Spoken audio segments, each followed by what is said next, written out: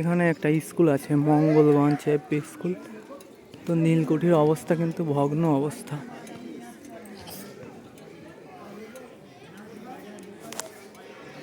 যাচ্ছে হচ্ছে মঙ্গলগঞ্জ নীলকুঠিতে।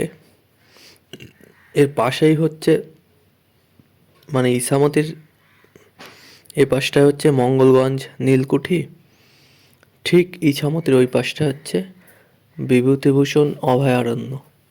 এবং প্রচুর সুন্দর দেখার জায়গা, নৌকা নিয়ে ঘোরার জায়গা, যদিও নৌকার রেটটা অনেকটা বেশি। তারপর রাত্রে থাকার জায়গা আছে। তো এই মঙ্গলগঞ্জ নীলকুঠিটা তৈরি করেছিল হচ্ছে ব্রিটিশরা, নীলকর সাহেবরা। এখানে যে সমস্ত আশেপাশে যে সমস্ত উৎপাদিত নীল হতো সেগুলো সংরক্ষণ করা হতো। এখানে থাকতো, অফিস ছিল এই নীলকুঠির মধ্যেই, এবং 2 তলা ছিল। আমি দেখাবো, ছোট্ট একটা গলিপথ ছিল, তার ভিতর দিয়ে উঠে 2য় তলায় যাওয়া যায়।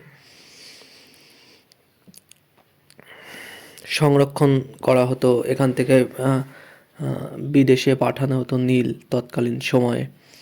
এবং আশেপাশে সুন্দর জায়গা, তবে রাস্তাটা কিন্তু এখনও কাঁচা রাস্তাই রয়েছে। তো দেখো নীলকুঠিটা। আর এখানে একটা মিথ্যা গুজব বিভিন্ন ব্লগাররা রটায় যে ভূতের বাড়ি, ভুতুড়ে নীলকুঠি। আসলে কিন্তু ভূত টুত কিচ্ছু নেই এখানে। সুন্দর একটা মনোরম পরিবেশ। একটি স্কুল আছে, মঙ্গলগঞ্জ বাচ্চাদের প্রাইমারি স্কুল। এখানে সারাদিন স্কুল হয়, বিভিন্ন লোকেরা আসে, ঘুরে বেড়ায়। তো আসলে ভূত টুত কিচ্ছু নেই, ফালতু গুজব রটায় মানুষের। এখান থেকে এই যে আমি দেখাচ্ছি, তো দেখো নীলকুঠিটা। এর ইটগুলো কত ছোট ছোট। এবং 2য় তলায় উঠছি আমি। 2য় তলায় উঠে দেখাবো ছোট্ট একটা গলিপথের ভিতর দিয়ে যাবো, ছোট্ট গলিপথ। এই গলিপথের ভিতর দিয়ে কিন্তু 2য় তলায় ওঠা যায় নীলকুঠিতে।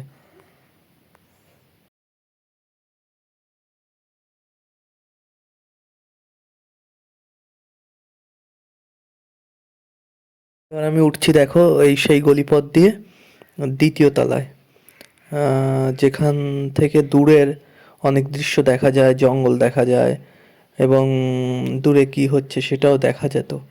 তৎকালীন সময়ে নীলকর সাহেবরা হয়তো একটু বিশ্রামের জন্য ব্যালকনি তৈরি করেছিল তাদের নিজের প্রচেষ্টা অনুযায়ী।